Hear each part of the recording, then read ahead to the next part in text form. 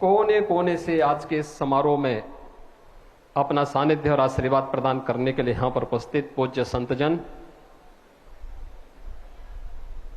प्रदेश की माननीय राज्यपाल श्रीमती आनंदीबेन पटेल जी, भारतीय जनता पार्टी के राष्ट्रीय अध्यक्ष माननीय श्री जगत प्रकाश नड्डा जी,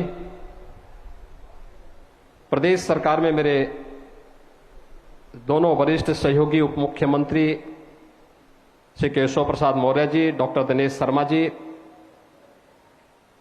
भारतीय जनता पार्टी के हमारे सभी पदाधिकारीगण, विद्वज्जन और उपस्थित सभी भाइयों बहनों, आज बाबा विश्वनाथ की अपार कृपा हम सब पर बरस रही है। मां गंगा प्रफुल्लित है और काशी के कोतवाल बाबा भैरवनाथ भी आह्लादित हैं। पूज्य संतों का आशीर्वाद, प्रधानमंत्री जी की अहेतुक अनुकंपा, उनकी प्रेरणा, उनका मार्गदर्शन इस भव्य काशी विश्वनाथ धाम के रूप में न केवल काशी वासियों के लिए बल्कि हजारों वर्षों की प्रतीक्षा, जब मां गंगा इस धराधाम पर आई थी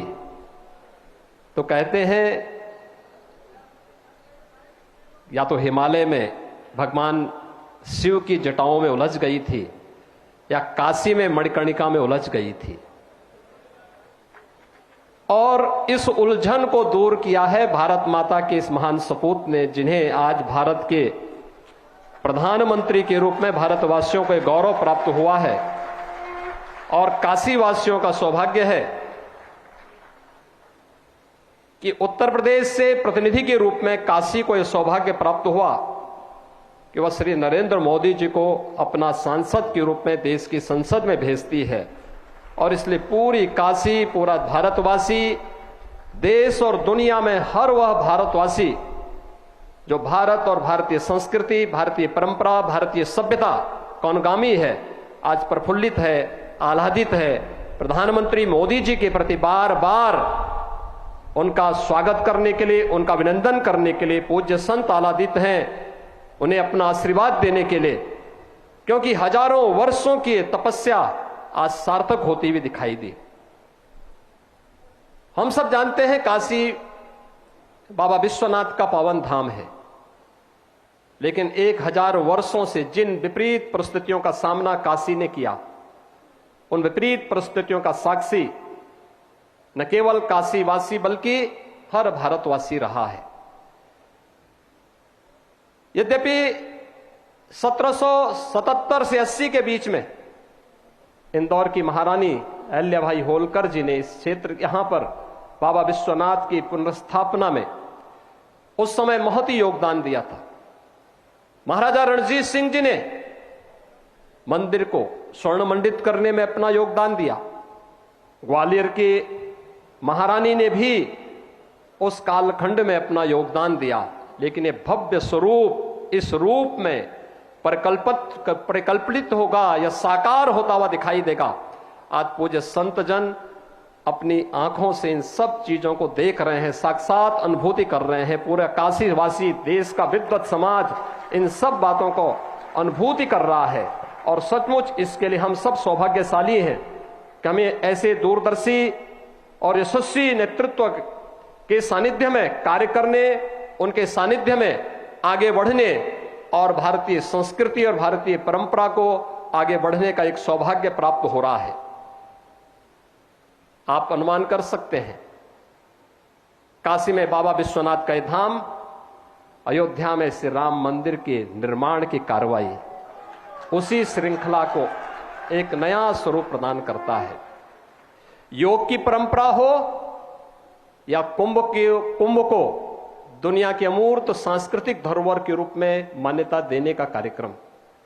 भारतीय संस्कृति के प्रति, भारत की सनातन मूल्यों सभ्यता और संस्कृति को वैश्विक मंच पर पुनर्स्थापित करने के प्रधानमंत्री मोदी जी के इसी अभियान का हिस्सा है। आज मैं इस अवसर पर प्रधानमंत्री जी का आप सब की ओर से, प्रदेश सरकार की ओर से हृदय से स्वागत और अभिनंदन करता हूं। और यह हम सब का सौभाग्य है, बाबा विश्वनाथ धाम आज एक नए रूप में, एक नए कलेवर के रूप में राष्ट्रपिता महात्मा गांधी की उस पीड़ा को दूर करने का भी एक माध्यम बना है, जो आज से 100 वर्ष पहले राष्ट्रपिता महात्मा गांधी ने इसी काशी में आकर के अपनी पीड़ा को व्यक्त किया था।